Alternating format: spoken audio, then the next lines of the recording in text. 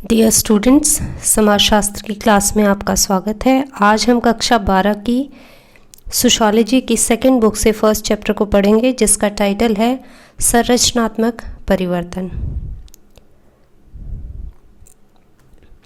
इस चैप्टर का इंट्रोडक्शन अगर आप पढ़ेंगे तो देखेंगे कि उसके अंदर कुछ बातें मुख्यतः लिखी गई हैं कि भारत में जो आधुनिक विचार और संस्थाएं हैं, यानी मॉडर्न तरह के जो विचार या मॉडर्न इंस्टीट्यूशंस हैं, वो औपनिवेशिक काल की ही देन है, कॉलोनियल टाइम की देन है। और साथ ही साथ इनके साथ जो हमारा अनुभव है वो विरोधाभासी अनुभव है। यानी कई बार ये जिस उद्देश्य से इंट्रोड्यूस किए गए, जिस उद्देश्य से लागू किए गए, उसके विपरीत भी हमारे समाज पर इसके असर हमें दिखाई देते हैं। चलिए देखते हैं कि किस तरह से ये आधुनिक संस्थाएं हमारे आज के रोज़मर्रा के जीवन में दिखाई देती हैं। हमारे देश की संसदीय विधि, संविधान, हमारा शिक्षा व्यवस्था, हमारे उद्योग, हमारी कृषि, हमारे नगर और यहाँ तक कि हमारे गांव, इन सब पर कॉलोनियल जो टाइम है उसका असर दिखाई देता है। छोटी छोटी चीज़ें जैसे सड़क पर बाईं ओर चलना, ब्रेड ऑमलेट खाना, कटलेट जैसी चीज़ें खाना, टाई पहनना, ये सब चीज़ें हमने उस समय में सीखी जब हमारे ऊपर ब्रिटिशर्स का राज था। अंग्रेजी की भाषा का ज्ञान होना और इसके साथ जुड़े फ़ायदे और नुकसान भी अगर हम देखें तो कहीं ना कहीं ये कॉलोनियल लीगेसी ही है। कॉलोनियल टाइम से ही अंग्रेज़ी भाषा जो है वो रोज़गार के साथ जुड़ी हुई थी। बाद में अंतर्राष्ट्रीय स्तर पर ये भारत को अंतर्राष्ट्रीय व्यापार में और अंतर्राष्ट्रीय जो उद्योग धंधे हैं उनमें, साथ ही साथ भारतीय लेबरर्स को या भारत के जो भी टेक्निकल नॉलेज वाले जो लोग हैं वो ग्लोबल लेवल पर जाकर नौकरी ले सकते हैं। इसका जो फ़ायदा है वो अंग्रेज़ी की भाषा का ज्ञान और अधिक उनकी जो पॉसिबिलिटीज़ हैं उनको वो बढ़ा देता है। पर कुछ समूहों को इसका नुकसान भी हुआ कि जिन लोगों की एक्सेस एजुकेशन पे नहीं रही, फिर वो अंग्रेज़ी भाषा का ही ज्ञान नहीं हो पाया, और अंग्रेज़ी भाषा और अच्छी अंग्रेज़ी भाषा का ज्ञान नहीं है, तो उनके लिए ये कहीं ना कहीं नुकसान का एक तरह से एक्सपीरियंस रहा। और इसीलिए हम विरोधाभासी अनुभव से कह रहे हैं कि कुछ लोगों के लिए उसने फ़ायदा दिया जबकि कुछ लोगों को उसका नुकसान हुआ। दलितों की शिक्षा और खासकर अंग्रेजी शिक्षा तक पहुंच उनके लिए सामाजिक गतिशीलता का साधन हुई। औपनिवेशिक काल में ही शिक्षा के जो द्वार हैं वो सबके लिए खुले और दलितों की एक्सेस एजुकेशन तक पहुंची, और अंग्रेजी शिक्षा ने तो उनकी जो सामाजिक गतिशीलता है उसके साधन के तौर पे काम किया। तो जिन लोगों ने अंग्रेजी शिक्षा ली, कहीं ना कहीं उनकी सामाजिक तौर पर उनका जो दायरा है वो ऊपर की ओर बढ़ा। भारतीय समाज और उपनिवेशवाद एक कॉन्सेप्ट के तौर पे अगर हम देखें तो ये एक देश का दूसरे देश पर शासन होता है। भारत में ये शासन अन्य जो शासन रहे, इससे पहले प्राचीन समय के जो शासन रहे उनसे ज़्यादा प्रभावशाली रहा। उपनिवेशवाद ने सामाजिक संरचना और संस्कृति में परिवर्तनों को दिशा दी और उन पर अनेक प्रभाव डाले। भारतीय संस्कृति में आज भी बहुत सारी चीज़ें ऐसी हमें दिखाई देती हैं जो उपनिवेशवाद के परिणाम स्वरूप ही हैं। पूर्व पूंजीवाद शासक समाज के आर्थिक आधार में हस्तक्षेप नहीं करते थे। यानी पूंजीवाद आने, जब फैक्ट्री सिस्टम स्टार्ट हुआ, इंडस्ट्रियलाइजेशन स्टार्ट हुआ और सारा उत्पादन व्यवस्था जो है वो लाभ आधारित हो गई, इससे पहले जब भी एक देश दूसरे देश पर शासन करता था तो उसके वो सामाजिक आधारों में हस्तक्षेप नहीं करता था, बल्कि वो केवल और केवल, जैसे अगर उनकी अपनी बाउंड्री इतनी है तो वो अपनी बाउंड्री को बढ़ाने का, राजनीतिक एरिया को बढ़ाने का उनका काम होता था, और वो ये क्लेम करते थे कि भाई हमने ये सारा क्षेत्र जीत लिया। लेकिन वो इस बात में आर्थिक आधार में हस्तक्षेप से तात्पर्य क्या है कि लोग क्या काम करते हैं, क्या उद्योग धंधे हैं, किस तरह की चीज़ों को उगाते हैं, किस तरह से कृषि में कौन सी फसलें उगाई जाती है, एक्सेट्रा जैसी जो चीज़ें थी उनमें उन्होंने कभी भी हस्तक्षेप नहीं किया। लेकिन ब्रितानी उपनिवेशवाद यानी जो ब्रिटिश कॉलोनियलिज्म था वो पूंजीवादी व्यवस्था पर आधारित था। इसका मुख्य उद्देश्य लाभ कमाना था। तो इसने आर्थिक व्यवस्था में बड़े पैमाने पर हस्तक्षेप किया, जिसके कारण इसको और ज़्यादा मजबूती मिली कि जैसे जैसे ये भारतीय अर्थव्यवस्था पे ज़्यादा कब्जा करते गए, वैसे वैसे भारत पे इनका जो कब्जा है वो और ज़्यादा मजबूत हुआ। वस्तुओं के उत्पादन प्रणाली और वितरण के तरीके भी बदल दिए। इस जो ब्रिटिश उपनिवेशवाद है उसने हम क्या उत्पादन करेंगे, क्या व्यवस्था होगी और वो कैसे बाज़ार में बेचे जाएंगे, बाज़ार में डिस्ट्रीब्यूट होंगे, कौन सी फसल उगाई जाएगी, कौन सी फसल नहीं उगाई जाएगी, इस तरह के भी जो डिसीजन है वो ब्रिटिशर्स ने भारत के लिए लिए। उन्होंने जंगल काटकर चाय की खेती की शुरुआत की तथा जंगलों को नियंत्रित और प्रशासित करने के लिए अनेक कानून बनाए, और इन नए कानूनों ने ग्रामीणों, चरवाहों, गडरियों का जंगलों में आना जाना प्रतिबंधित किया। साथ ही साथ उन्होंने दंड का भी प्रावधान किया कि अगर लोग जंगल में अपने पशु चराने जा रहे हैं या फिर गडरी एक बड़े अपने झुंड को लेकर जा रहे हैं, या ग्रामीण लोग जो जंगल है उससे कोई सामान उठा कर लेकर आ रहे हैं, तो इस तरह की जो चीज़ें थी वो भी बहुत कंट्रोल इन्होंने की, जो इससे पहले नहीं थी। लोगों का स्वयं का उन चीज़ों पर अधिकार था। अब उपनिवेशवाद के कुछ और प्रभावों को देखें तो उससे हमें पता चलता है कि इसने जो लोगों का आवागमन है, एक जगह से दूसरी जगह आना जाना जो है, उसको भी बढ़ावा दिया। क्योंकि ब्रिटिशर्स के टाइम पर बहुत नए नए तरह के प्रोफेशनल लोग भी आए, जैसे डॉक्टर और वकील बहुत ज़्यादा प्रोफेशनल्स थे जो अंग्रेज़ी शिक्षा लेने के बाद लोग बने। तो ये लोग एक जगह से दूसरी जगह जहाँ पर इनकी ज़रूरत थी वहाँ आना जाना इनका रहा। साथ ही साथ हम ये भी देखते हैं कि देश विदेश के विभिन्न भागों में भी ये सेवा के लिए गए, व्यवसाय के लिए भी गए, और ये सिर्फ भारत तक सीमित ना रह के ब्रिटिशर्स की जो दूसरी कॉलोनी एशिया और अफ्रीका में या अमेरिका में थी वहाँ तक भी इन लोगों का आना जाना बढ़ा। वो चाहे वकील थे, डॉक्टर थे या फिर मजदूर थे। आज के झारखंड प्रदेश से उन दिनों बहुत से लोग चाय बागान में मजदूरी करने के उद्देश्य से असम में गए, क्योंकि असम में नए चाय बागान लगाए गए थे तो वहाँ पर मजदूरों की ज़रूरत होती थी। तो झारखंड के लोग, बहुत सारे लोग असम में गए। बहुत सारे भारतीय मजदूर और दक्ष सेवा कर्मियों को जहाज के माध्यम से सुदूर एशिया, अफ्रीका और अमेरिका में भी भेजा गया, और ये लोग इतनी दूर भेजे गए कि ये कभी भी लौट के वापस नहीं आए। और आज हम ये जानते हैं कि इनकी चौथी पांचवी पीढ़ी वहाँ के जो निवासी हैं अभी, और इनको कहा जाता है Indian people of Indian origin, भारतीय मूल के व्यक्ति। तो उनका जो मूल है वो भारतीय है, और वो लोग क्योंकि उनके जो पुरखे हैं कई पीढ़ी पहले लोग भारत से निकल कर गए हैं, लेकिन वो बस वहीं पे गए क्योंकि वो कभी वापस आने की स्थिति में नहीं थे। दुनिया के अनेक देशों में भारतीय मूल के लोग पाए जाते हैं जो वस्तुतः भारत के उपनिवेशवादी शासन के दौरान उन देशों में पहुंचे थे। ब्रिटिशर्स ने अपने शासन को और ज़्यादा व्यवस्थित बनाने के लिए, उसे और अच्छे से चलाने के लिए कुछ सुनियोजित प्रयास भी किए। उन्होंने वैधानिक यानी जो कानून से संबंधित जो बहुत सारा काम है, नए कानून बनाए, कानूनों को लिखा। सांस्कृतिक और वास्तुकला में भी परिवर्तन लाए। तो बहुत जगहों पर उन्होंने आर्किटेक्चरल भी स्ट्रक्चर बनाए। अब जैसे अगर हम ध्यान से देखें तो हमें पता चलेगा कि हमारी पार्लियामेंट भी जो बनी हुई है वो अंग्रेज़ी काल में ही बनी हुई है। सांस्कृतिक तौर पर भी उन्होंने हमारे देश में कई तरह के परिवर्तन लाए। कुछ परिवर्तन सुनियोजित तरीके से लाए गए थे, जैसे पश्चिमी शिक्षा। तो जो वेस्टर्न एजुकेशन है या इंग्लिश एजुकेशन है वो भारत में लाई गई थी ये सोचकर। उसका क्या उद्देश्य था कि उससे भारतीयों का एक ऐसा वर्ग तैयार हो जाएगा जो ब्रिटिश उपनिवेशवाद को बनाए रखने में सहयोगी रहेगा। यानी वो अंग्रेज़ी जानेंगे, वो अंग्रेज़ लोगों की जो भी बातें हैं उसको समझ पाएंगे, और फिर भारत के ऊपर जो उनका रूल है ब्रिटिशर्स का उसको और ज़्यादा मजबूत बनाने में सहयोग करेंगे।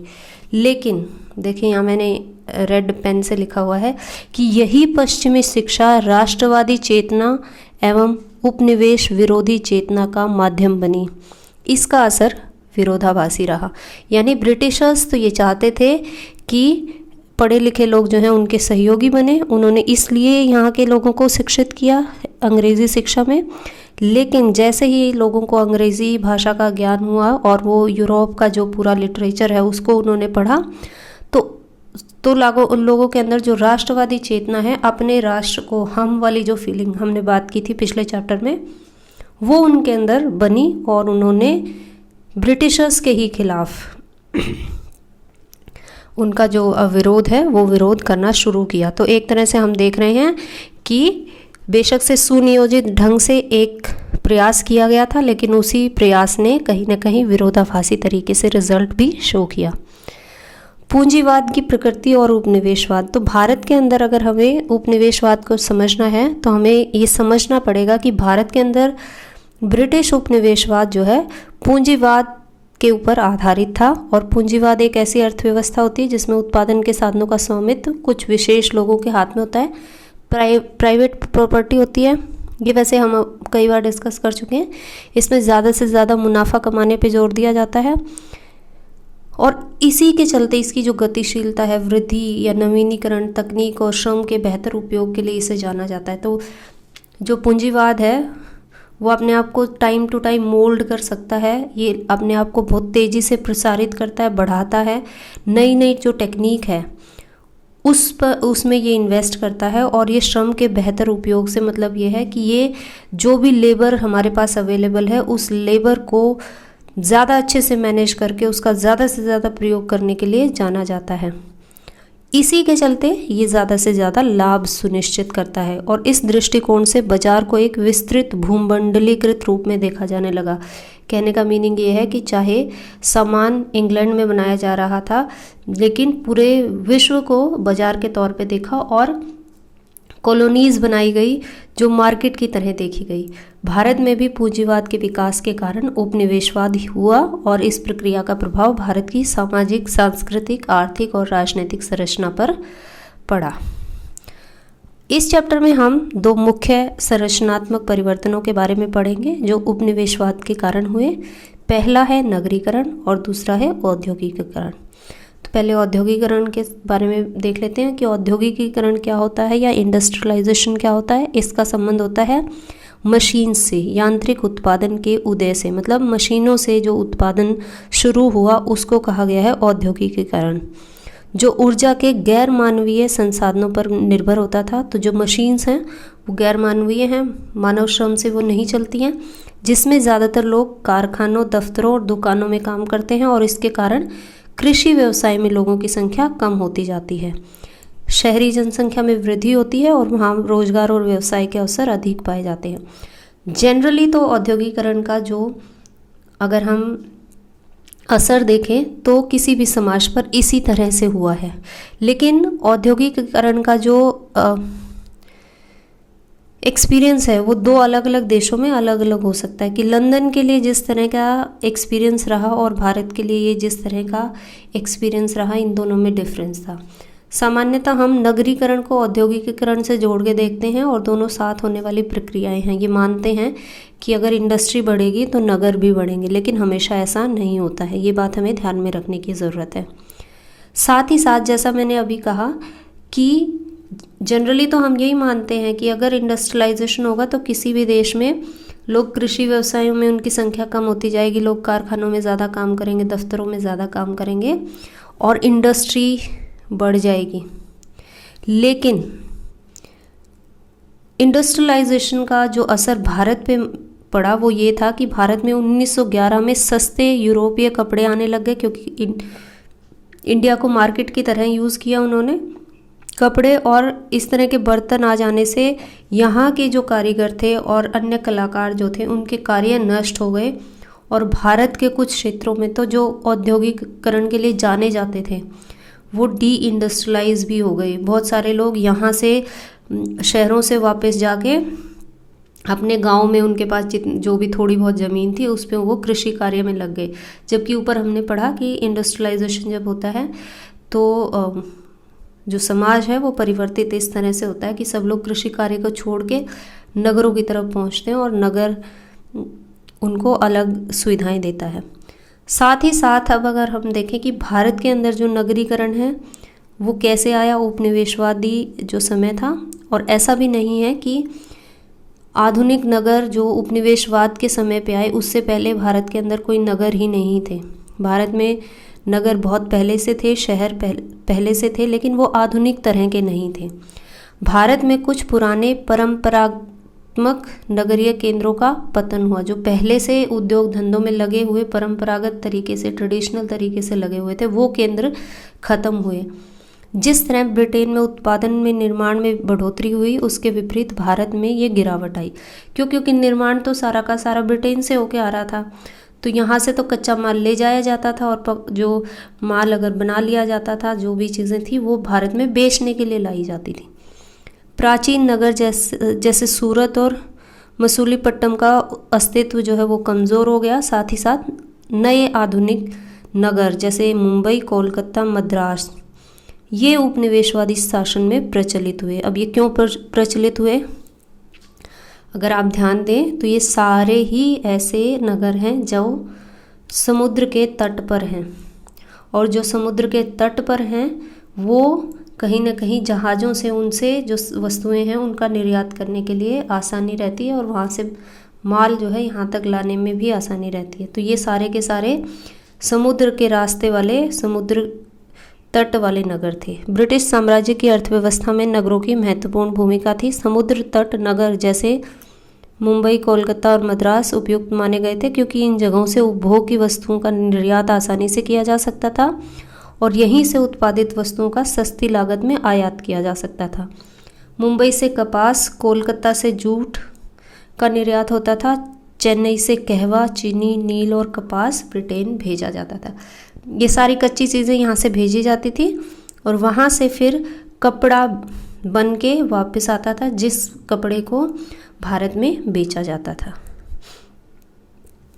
साथ ही साथ हम ये देखते हैं कि भारत के अंदर चाय की जो बागवानी है, टी प्लांटेशन, ये टी प्लांटेशन भी ब्रिटिशर्स ने स्टार्ट की। आप देख सकते हैं चित्र में किस तरीके से एक चाय का बागान है जिसमें बहुत सारे मजदूर काम कर रहे हैं। तो चाय के बागानों में बहुत सारे मजदूरों को काम करने की ज़रूरत पड़ती है।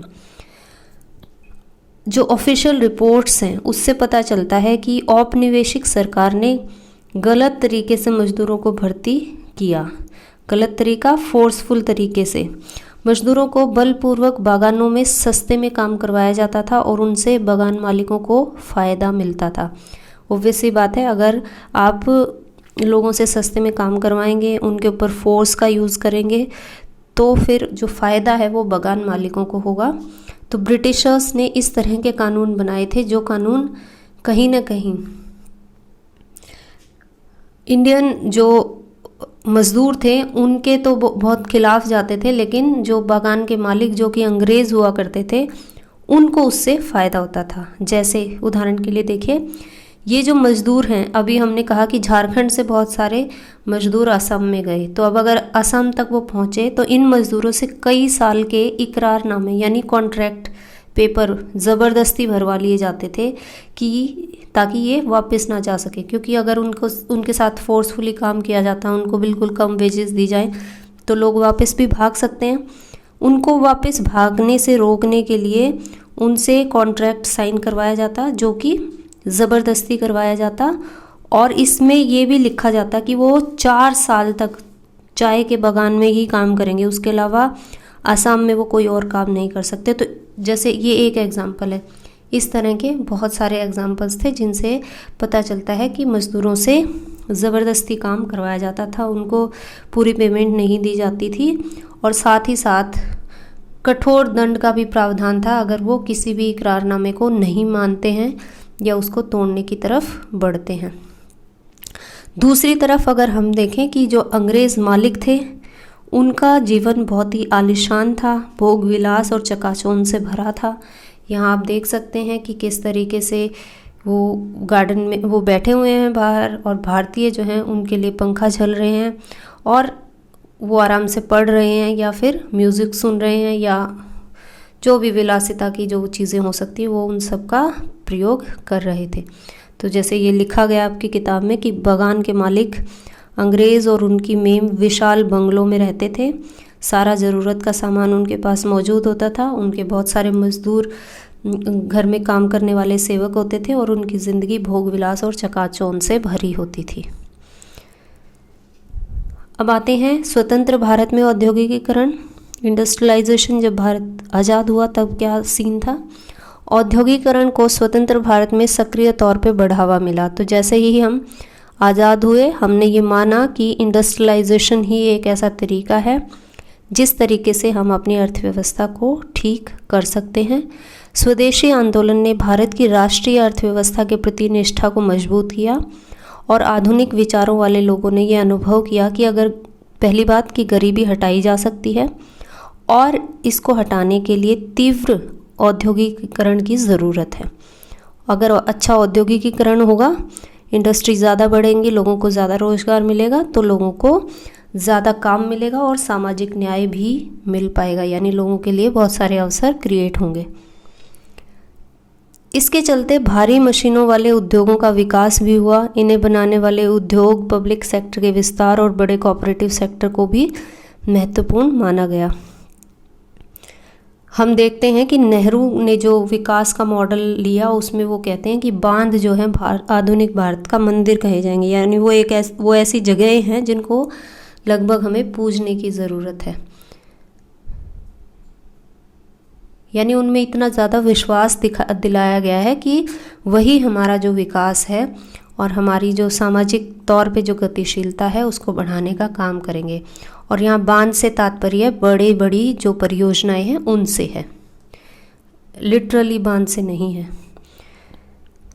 स्वतंत्र भारत में नगरीकरण की प्रक्रिया तीव्र हुई और फिर भूमंडलीकरण द्वारा शहरों का अत्यधिक प्रसार हुआ।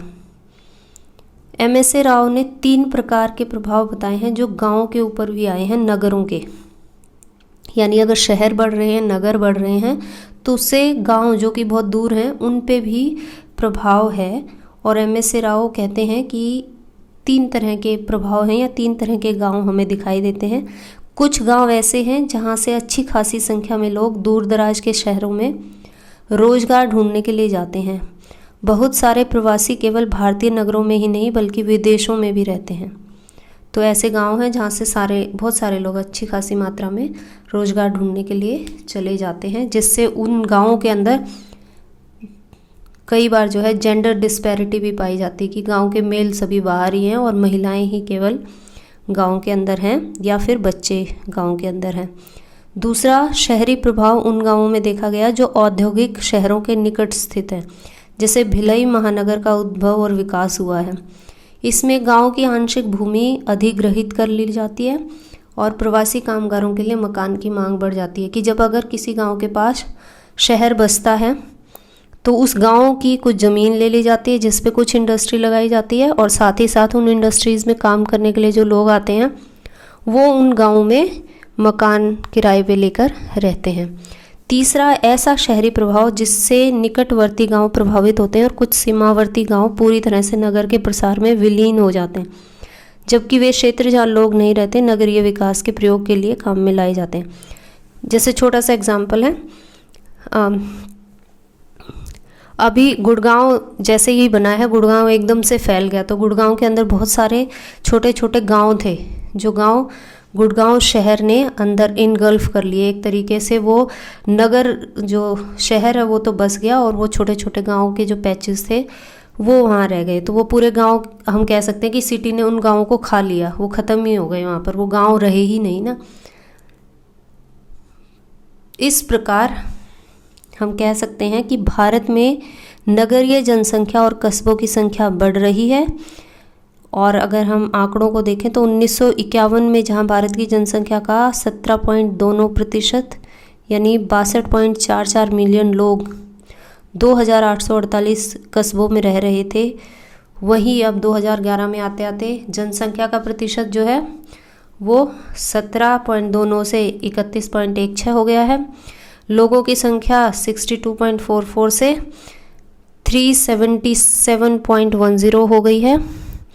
और उसके साथ साथ कस्बों की जो संख्या है वो 2848 से 7935 हो गई है। तो इससे दिखाई दे रहा है कि हमने पिछले आज़ादी के बाद का जो समय है उसमें हमारी जनसंख्या और कस्बों की संख्या काफ़ी बढ़ गई है। इस प्रकार इस चैप्टर में हमने पढ़ा कि किस तरीके से आज के समय पे अगर नगर हम देख रहे हैं तो ये नगर कब शुरू, जो आधुनिक नगर हैं वो ब्रिटिश काल में स्टार्ट हुए।